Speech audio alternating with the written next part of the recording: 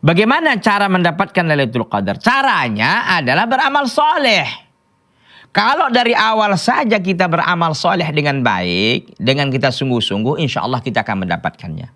Makanya kata para ulama, Lailatul Qadar itu dirahasiakan, tidak diberitahukan oleh Allah, agar senantiasa kita bersungguh-sungguh mencarinya. Cobalah kalau umpama Allah SWT katakan, atau Rasulullah SAW katakan, Lailatul Qadar itu ada di malam 25 loh. Wow, kita pun nunggu-nunggu itu aja kan.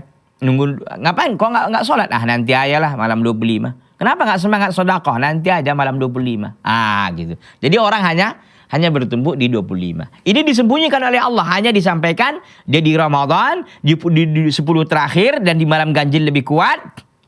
Ini akan orang semakin apa? Semakin orang termotivasi dan selalu berlomba-lomba untuk mendapatkannya. Oh, apalagi umpamanya ya, orang yang sudah rajin kian dia dari awal sampai akhir, dari awal start, insyaallah taala dia akan mendapatkan keutamaan Lailatul Qadar itu yang nilainya lebih baik dari 1000 bulan.